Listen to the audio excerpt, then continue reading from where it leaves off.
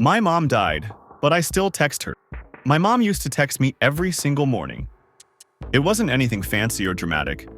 Usually it was just, "Morning, baby," or "Have a good day." Sometimes it was just a little heart emoji or a smiley face, but it always came, without fail. Even when she was sick. Even when the chemo made her so tired she could barely sit up. Even when she couldn't keep food down. Even when her fingers were shaking and her voice was weak. She still sent me a message every morning. Every single morning.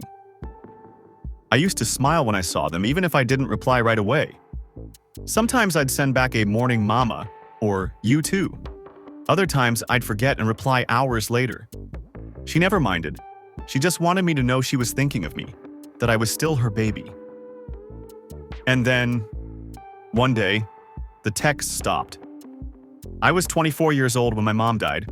She was 56. It was ovarian cancer. Stage 4 by the time they caught it. Too late. Too aggressive. She tried everything. Chemo, radiation, surgery, diet changes. But it didn't work. Watching her fade away felt like watching the lights go out in a house that used to feel warm and full of love. One light bulb at a time. First, she stopped walking far. Then, she stopped eating much. Then, she stopped laughing as loud. Then, she stopped smiling. And finally, she stopped texting. When she died, it didn't feel real. The world didn't stop or fall apart like I thought it would. It just slowed down. Like everything around me was moving underwater. People still walked down the street, cars still honked, birds still chirped. But everything felt muted, like the world was in grayscale. The morning after the funeral, I woke up early. Out of habit, I reached for my phone, like I always did. No text. No "morning, baby." Just silence. A quiet so loud it pressed down on my chest like a weight. I opened our chat anyway. The last thing she sent me was a heart. Just a single red heart. That was her final message. I sat there and stared at the screen for a long time. Then I typed, "Hey, I miss you." I didn't send it, obviously. Where would it go? She wasn't there to read it. But it felt good to write it. Like I was talking to her. Like she could still hear me somehow. Like I could hold on to her voice just a little longer. So I kept doing it. Every day. For the last 4 years. Always just one message. Sometimes it's something like, "You'd be proud of me today. I finally cleaned the apartment." Sometimes it's, "Work was awful. I wish I could call you and complain." Sometimes it's just, "I love you." That's it. One message a day. I don't overthink it. I just open our old chat, type something, stare at the screen for a few seconds, and then close it. I never send the message. I never expect a reply. I just write it. And the strange thing is, I never forget. I've never needed a reminder or a calendar alert. I just do it. Like brushing my teeth, like breathing. Like part of me still lives in that chat. No one knows about it. Not my partner. Not my best friends. Not even my therapist. It's mine. Just mine. The one part of her I still feel connected to in a real way. The one place where I still feel like I can reach her. People always say time heals everything. That grief fades. That you move on.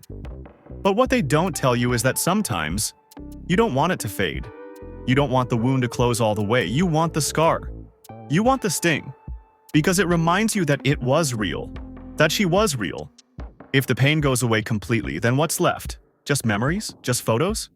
But the daily messages, that's still a kind of relationship. That's still a kind of love. Then last week, something happened. I dropped my phone in the sink. It was just a stupid accident.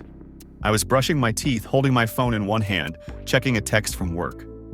My elbow knocked into something and the phone slipped. Straight into the water. At first, I thought it'd be fine. I dried it off. Tried to restart it. But it was gone. Wouldn't turn on. Wouldn't charge. Black screen. I took it to a repair shop. They tried everything. But the guy finally came back to the counter, holding the phone with that look people get when they have bad news. "I'm really sorry," he said. "The internal board is fried. The data's unrecoverable." Everything was gone. Photos, apps, notes. And the chat? The chat. 4 years of messages, thousands of unsent little notes to my mom, all gone. I didn't cry, not right away. I just went home, sat on the edge of my bed, and stared at the floor. I didn't even take off my shoes. I just sat there holding the broken phone, feeling hollow, like someone had scooped the insides out of me. Then I got up, walked to my desk, opened my laptop, and opened the Notes app.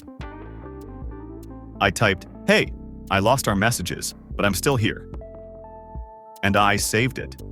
Because this conversation isn't over. Not for me. Not yet. Maybe not ever. It's weird, isn't it? How something so small, a text, can mean everything. You don't realize how much comfort there is in something so tiny. A 3-word message, a heart emoji, a simple love you. You think it's just part of the routine, but when it stops, when that tiny voice goes quiet, the silence is deafening. I still talk to her in my head sometimes, when I'm walking home late at night, when I'm making dinner and don't know which spice to use, when I'm sitting in traffic and a song she liked comes on the radio. She's still there in those quiet moments. But writing it down, even if no one sees it, makes it feel more real, more solid, like the bond is still alive, even if she's not. Grief is strange like that. People always talk about moving on, but they don't talk about what that really looks like. They make it sound like you're supposed to forget, to erase, to start over. But some of us don't want to forget. I don't want to forget the way she said my name, or how she used to squeeze my hand twice when we crossed the street, our secret code for "I love you." I don't want to forget the weird jokes she used to tell, the way she always kept a bag of butterscotch candies in her purse, even when she knew I hated them. And I don't want to forget that feeling of seeing her name pop up on my phone in the morning. So now, I just write to her somewhere else, in a new place. I started a folder in my Notes app. Every morning, I add a new entry. July 7th. Morning, Mama. I had a dream about you last night. You were wearing that awful green sweater again. July 8th. I saw a dog that looked like yours, the old one. Remember when she chewed your slippers? July 9th. I miss you. I don't care if it's weird or sad, or if it means I'm not healing fast enough. This is how I carry her. This is how I keep her with me. Some days the messages are long, pages and pages of everything I wish I could tell her. Other days they're short, just a line or two. But I keep writing, because she was more than a memory. She was my person, my safe place, my home. And just because she's gone doesn't mean the love is. Love doesn't stop, it doesn't fade, it just changes shape. It becomes something quiet, something steady, something soft that lives inside you. And for me, it still looks like a message I'll never send. If I ever have a child of my own, I hope they feel about me the way I feel about her. I hope they know they can always talk to me, even if I'm not here. I hope they know I'll be listening. And maybe one day, far in the future, someone else will drop their phone, or lose their messages, or forget a voice.